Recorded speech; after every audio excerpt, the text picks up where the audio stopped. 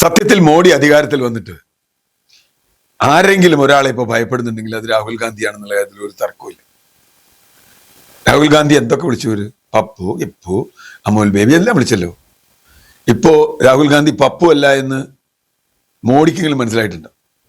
കാരണം 40 സീറ്റിന്റെ താഴെ ഉണ്ടായിരുന്ന ഒരു പാർട്ടിയെ ഇപ്പൊ 100 സീറ്റിലധികം കൊണ്ടുവരികയും മോഡിക്ക് പാർലമെന്റിൽ ഉണ്ടായിരുന്ന 3-2 ഭൂരിപക്ഷം ഇല്ലാതാക്കി കഴിഞ്ഞ തെരഞ്ഞെടുപ്പിൽ 2024 ശക്തമായ ഒരു സഖ്യം ആയി മോഡിക്ക് വെല്ലുവിളി ഉയർത്തുകയും ചെയ്ത രാഹുൽ ഗാന്ധി ഇന്ത്യ മുഴുവൻ തെക്ക് വടക്ക് കിഴക്ക് പടിഞ്ഞാറ് നടക്കുകയും ജനങ്ങളുമായി നിരന്തരം സംവദിക്കുകയും, മോഡിയുടെ പോലെയല്ല പത്രക്കാരെ കണ്ട ഓടുന്നില്ല. പത്രക്കാരെ കാണാത്ത പ്രധാനമന്ത്രിയും ഏത് സമയത്തും വഴിയിൽ എവിടെ വെച്ചും പത്രക്കാർക്കോ നാട്ടുകാർക്കോ എന്ത് ചോദ്യവും ചോദിക്കാവുന്ന രാഹുൽ ഗാന്ധിയും അദ്ദേഹം പാർലമെന്റിൽ ഉയർന്ന ചോദ്യങ്ങളും ഒക്കെ വലിയ പ്രശ്നം തന്നെയാണ്. ആദ്യം ഒരു പത്ര കേസുമായി ബന്ധപ്പെട്ട് അദ്ദേഹത്തിന്റെ കുടുംബത്തെയും ആകെ അലമ്പാക്കാൻ നോക്കി. ഇപ്പൊ ആ കേസൊക്കെ തീർന്നു. ആ കേസ് കോടതി വെറുതെ വിട്ടു. ഇപ്പൊ ഇതാ പുതിയ ആരോപണമായി വന്നിരിക്കുക. അദ്ദേഹത്തിന് ബ്രിട്ടീഷ് പൗരത്വമുണ്ട് എന്ന് ഒരു ആരോപണം വരികയാണ്. പിന്നെ ഹൈക്കോടതി ജഡ്ജിമാരെ കുറിച്ചൊന്നും ഇങ്ങനെ പറയാൻ പാടില്ല, പക്ഷെ പറയാതിരിക്കാൻ വയ്യ. പല ഹൈക്കോടതി ജഡ്ജിമാരുടെ നിരീക്ഷണങ്ങളും എത്ര അബദ്ധമായിരുന്നു എന്ന് നിരവധി കേസുകൾ നമ്മുടെ മുമ്പിൽ വന്നിട്ടുണ്ട്. ഇപ്പൊ കേജ്രിവാളിന്റെ കേസടക്കം പലതിലും അത് വന്നിട്ടുണ്ട്. നിരവധി, ഞാൻ അതിലേക്ക് പോകുന്നില്ല. ഭരണകൂടത്തെ ഓച്ചാനിച്ച് നിൽക്കുന്ന ജഡ്ജിമാർ നമ്മുടെ നാട്ടിന് അപമാനമാണ്, നിയമ സംവിധാനത്തിന് അപമാനമാണ്. നീതിന്യായ സംവിധാനം തകർച്ചയിലേക്ക് പോകുന്നതിന്റെ ഒരു കാരണവും അതാണ്. ഏതായാലും കോൺഗ്രസ് അത് നിയമപരമായി നേരിടും. കോൺഗ്രസ് അതിനുള്ള സംവിധാനങ്ങളുണ്ട്. പക്ഷേ അത് തെറ്റാണെന്ന് തെളിഞ്ഞാൽ ഒരു പ്രാവശ്യം എത്ര തവണ സുപ്രീം കോടതിയിൽ ഗവൺമെന്റിന് അടി കിട്ടി, കേജ്രിവാളിന്റെ അടക്കം.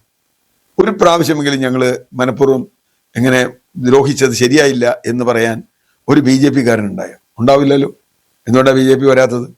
കാരണം അവരെ സംബന്ധിച്ചിടത്തോളം അങ്ങനെ ഒരു കുറ്റബോധം അവർക്കില്ല. അവർ പരമാവധി വിധ്വംസകമായ ജനങ്ങളെ വർഗീയമായും മറ്റു രീതിയിലും വിഭജിക്കുകയും അതിന്റെ പേരിൽ എതിരാളികളെ ഇല്ലാതാക്കുകയും ചെയ്യുക എന്നൊരു രാഷ്ട്രീയം അവർക്കുണ്ട്. ആ രാഷ്ട്രീയത്തിന്റെ ഏറ്റവും പുതിയ മുഖമാണ് രാഹുൽ ഗാന്ധിയുടെ ബ്രിട്ടീഷ് പൗരത്വം. ആ പൗരത്വം ഇനി എങ്ങനെ അവർ ചെയ്താലും, ഏതർത്ഥത്തിൽ ചെയ്താലും അത് വലിയ തോതിൽ BJPക്ക് തിരിച്ചടിയാവും. കാരണം കഴിഞ്ഞ 12 വർഷങ്ങളായി രാഹുൽ ഗാന്ധി പടിയായി ഉയർന്ന് ഇന്ത്യയുടെ ഒരു വിശ്വാസമുള്ള നേതാവ് എന്ന പദവിയിലേക്ക് ഉയർന്നിട്ടുണ്ട്. അത് സഹിക്കാത്ത BJP ഇനിയും തന്ത്രങ്ങൾ പലതും പ്രയോഗിക്കും. അദ്ദേഹത്തെ ഒരിക്കൽ പാർലമെന്റിൽ നിന്ന് പുറത്താക്കിയതാണ്. എന്ത് സംഭവിച്ചു? അദ്ദേഹത്തെ അമേഠിയിൽ തോറ്റു, ഇനി ജയിക്കില്ല എന്ന് പറഞ്ഞു. അമേഠിയിൽ നിന്ന് വീണ്ടും ജയിച്ചു. അപ്പോൾ തീർച്ചയായിട്ടും ഒരു രാഷ്ട്രീയം ആയി രാഹുൽ ഗാന്ധിയെ നേരിടാൻ കഴിയാതെ വരുമ്പോൾ ഇത്തരം കുതന്ത്രങ്ങൾ പ്രയോഗിച്ച് രാഹുൽ ഗാന്ധിയെ ഇല്ലാതാക്കാനാണ് ശ്രമിക്കുന്നത്. അത് രാഷ്ട്രീയത്തിൽ അത്ര നല്ല പ്രവണതയല്ല. പക്ഷെ ഏകാധിപത്യം അല്ലെങ്കിൽ ഫാസിസം തങ്ങളുടെ മുഖമുദ്രയാക്കിയ ഒരു സർക്കാരിന് അതല്ലാതെ വേറെ വഴിയുമില്ല.